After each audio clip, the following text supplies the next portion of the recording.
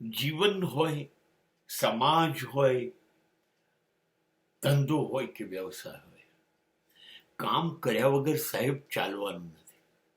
અને હવે બદલાઈ ગયો યુગ, જ્યારે લોકો ચંદ્ર અને મંગળ ઉપર રહેવા જવાનું વિચારતા થઈ ગયા, જ્યારે સૂર્યના કિરણોથી ગાડીઓ ચાલતી થઈ ગઈ, વીજળીથી ચાલતી થઈ ગઈ. અરે અમેરિકામાં તો હવાઈ ટેક્સીઓ શરૂ થઈ ગઈ.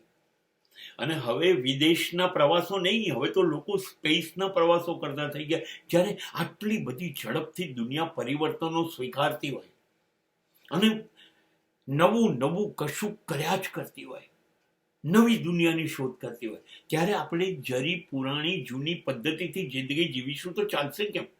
નહીં નહીં નહીં નહીં ચાલે. હવે તમારી જિંદગી હોય કે ધંધો હોય કે વ્યવસાય, શું કરવું છે એ પહેલા નક્કી કરો. તમારે ચોક્કસ થવું પડશે કે મારે આ જ કરવું છે. તમારું ધ્યેય, તમારા હેતુઓ, તમારા ટાર્ગેટ, તમારા મિશન તમારે શરૂઆતમાં નક્કી કરવા પડશે. હવે નક્કી થઈ ગયું મને આ જ કરવું છે. એ નક્કી કર્યા પછી એ કેવી રીતે કરવું છે એ નક્કી કરો. આયોજન કરો કે હું તો આવી રીતે કરીશ. એ આયોજન કર્યા પછી એ નક્કી કર્યો, હા મને આ કરવું છે, આની યોજના મારી પાસે આ છે. પછી હું નક્કી કરું કેટલા સમયમાં કરવું છે. કરવું છે એટલે નહીં નહીં નહીં, આ કામને એક જ મહિનો થાય છે તો આપણે એને 6 મહિનાનો સમય નહીં આપીએ. નક્કી કરો 1 મહિનામાં જ કરવું છે.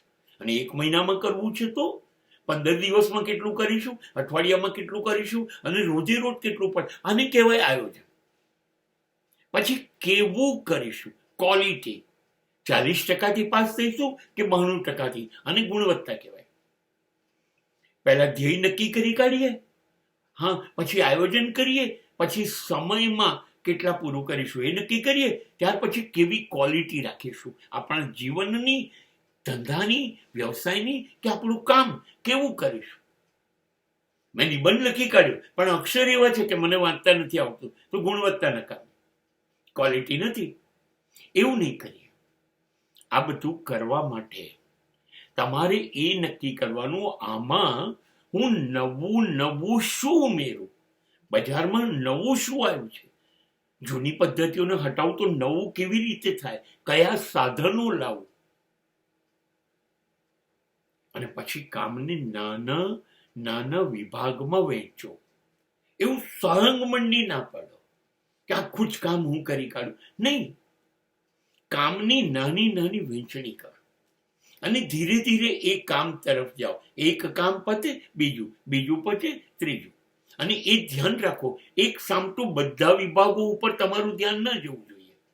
હું લુગડા પણ ધોઈ આવું, પાણી પણ ભરી લઉં, શાક પણ સમારી કાઢું, દૂધ પણ ગરમ કરું. અનેક બાજુ ના રહો, એક બાજુ રહો.